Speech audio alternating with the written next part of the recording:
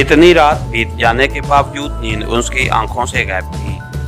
Time का अंदाजा भी वो रात के खाने से लगा रही थी, वरना तो इस कैद खाने में घड़ी वगैरह मुयस्सर नहीं थी। जाने एजेंसी वाले उसके साथ क्या करने का इरादा रखते थे। आया उसे हलाक कर दिया जाता या उसके बदले वो उसके मुल्क से अपना कोई कैदी रिहा कराना पसंद करते। ये भी तो हो सकता है कि मुझे सारी जिंदगी इसी तरह कैद में गुजारनी पड़ जाए। वो जर्जरी लेकर रह गई। इतनी खूबसूरत जवानी मिट्टी में मिलने वाली थी। पहले उसका ख्याल था कि वो किसी को अपने नाज तो अदा के चक्कर में डालकर वहां से आसानी से फरार हो जाएगी, मगर एक हफ्ता गुजर जाने के बावजूद जब कोई उसके मनमोनी सूरत की तरफ तवज्जो ना हुआ तो उसे यकीन आ गया कि या तो वो अपनी दिलकशी खो चुकी है या फिर खुफिया एजेंसी वाले ही मर्दाना हिस्से मारूफ हैं। वो इन्हीं ख्यालात में खोई हुई थी कि अचानक दरवाजे पर खटका हुआ और फिर हल्की आवाज में दरवाजा खुलने लगा। दरवाजा खोलने वाले का अंदाज चोरों का सा था। वो चौंक गई और उसका दिल अनजानी उम्मीद में खुशगवार अंदाज में धड़कने लगा। पारसाई को वो बहुत पहले खैर बात कह चुकी थी, इसलिए किसी किस्म का खौफ उसके पास न फटका। दरवाजा आहिस्ता से खुला और कोई खूबसूरत जवान के हमरा जिसने उससे पूछताछ की थी और जो तमाम वक्त सीनियर की कुर्सी के साथ खड़ा रहा था, अंदर दाखिल हुआ। वो लंबे कद और आम सी शक्ल सूरत का जवान था। पार्वती ने उसे देखकर जानबूझकर चेहरे पर ऐसे तसरात पैदा कर दिए जैसे वो खौफजदा हो।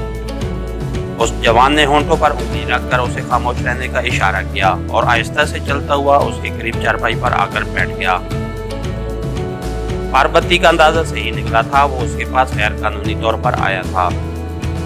तबीयत कैसी है? एक लम्हे की खामोशी के बाद उसने बेतुके अंदाज में पूछा। पार्वती को उसकी शक्ल और अड़ी हुई रंगत देखकर ये अंदाजा करने में देर न लगी कि वो ऐसे मामलात में अनजान था। उसे शायद पार्वती की भोली भाली सूरत वहां खींच लाई थी। वो आहिस्ता से बोली, पहले से बेहतर है। पता है मैं क्यों आया हूँ? वो उसका मुलायम हाथ अपने खुरदरे हाथ में लेते हुए मुस्तफसर हुआ। लाजमी बात है तफ्तीश के लिए आए होंगे, वो मासूमियत से बोली। नहीं। उसने अपना हाथ उसके बाजू की तरफ बढ़ाया। मैं सिर्फ तुमसे मुलाकात के लिए आया हूँ। लाजमी बात है, मर्द हो, कमजोर और नातवा औरत से खराज तो वसूल करोगे ना? ये बात नहीं है असल में तुम मुझे बहुत प्यारी लगी हो। मेरा ख्याल है मुझे तुमसे मोहब्बत हो गई है। ज़बान से मोहब्बत का इज़हार करने के साथ साथ उसके हाथ पार्वती के बदन के उन हिस्सों की तरफ बढ़ गए थे जहां मोहब्बत की इंतहा होती है। वो आहिस्ता से किस्मसाई को, क्या कोई आ जाएगा? कौन आएगा? मैंने सबको चाय में नींद की गोलियां डालकर पिला दी हैं। उसकी बात सुनते ही पार्वती ने अपना जिस्म ढीला छोड़ दिया, मगर उसके साथ उसका ज़हन तेजी से उस बंदे पर काबू पाने की तदबीर सोचने लगा।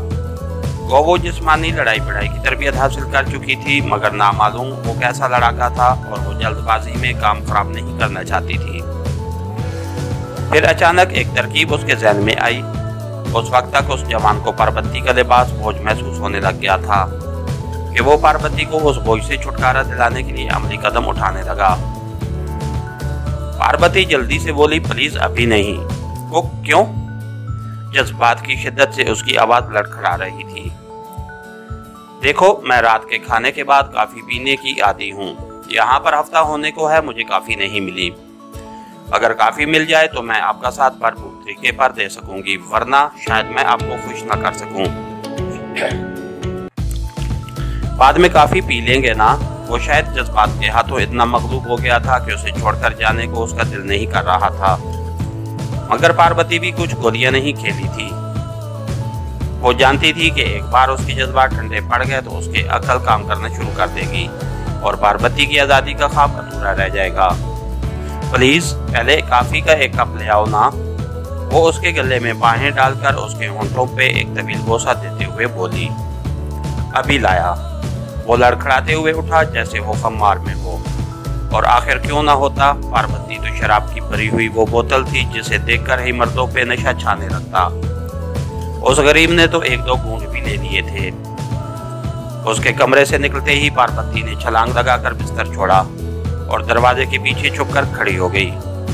उसका इरादा था कि जैसे ही वो काफी लेकर अंदर दाखिल होता, वो जल्दी से बाहर निकलकर दरवाजे को बाहर से कुंडी लगा देती। वो इस वक्त भी निकलकर जा सकती थी कि उसे पता था सब बेहोश पड़े हैं, मगर उसका आशिक तो मौजूद था और वो हल्का सा रिस्क भी नहीं लेना चाहती थी। उसे गए हुए थोड़ी देर हुई थी, मगर पार्वती को यूं महसूस हो रहा था जैसे सदियां बीत गई हों। अचानक उसे कदमों की आट सुनाई दी। उसका जिस्म तन गया और वो बाहर निकलने के लिए तैयार हो गई। वो अपने कंधे के दबाव से दरवाजा खोलकर अंदर दाखिल हुआ। उसकी नजर सामने पड़ी चारपाई पर थी। अरे मेरी जान, जल्दी निकलो बाथरूम से, काफी आ गई है। उसने बाथरूम की तरफ मुंह करके पार्वती को आवाज दी। इस मौका से फायदा उठाते हुए वो चप्पाक से बाहर निकली और बिजली की सी सरहद से कमरे का दरवाजा बंद कर दिया। उसका दिल इस जोर से धड़क रहा था जैसे सीना तोड़कर बैठ निकल आएगा। दरवाजा बंद होने की आवाज उस नामुराद आशिक को चौंका दिया था। वो तीर की तरह दरवाजे के करीब आया और चिल्लाते हुए बोला, ये क्या मजाक है? मगर वो उसकी आवाज से दूर जा चुकी थी। थोड़ी सी तलाश के बाद उसे तहखाने से बाहर जाने का रास्ता मिल गया। चंद लम्हों बाद वो उस कोठी के सैन में थी। उसकी नजर गैराज में खड़ी गाड़ियों पर पड़ी, मगर गाड़ी ले जाने में खतरा पड़ जाता। वो गाड़ियों को नजरअंदाज करते हुए गेट के करीब पहुंची। गेट के बड़े दरवाजे को ताला लगा हुआ था, मगर जैली खिड़की को सिर्फ कुंडी लगी हुई थी और उसके साथ रखे हुए स्टूल के करीब चौकीदार इस अंदाज में लेटा था जैसे बेहोश हो। वो खिड़की खोलकर गली में निकली। आजाद फिजा में गहरे सांस लेते हुए एक सिमत मुंतखब करके भाग पड़ी। वो जल्द अज जल्द उस इलाके से दूर निकल जाना चाहती थी। इसके साथ ही हमारी आज के एपिसोड का इख्तिताम हुआ। कहानी का चैनल को लाइक कीजिए, सब्सक्राइब कीजिए और बेल आइकन को प्रेस कर दीजिए ताकि हर आने वाली नई वीडियो आप तक बर वक्त पहुंच सके। शुक्रिया।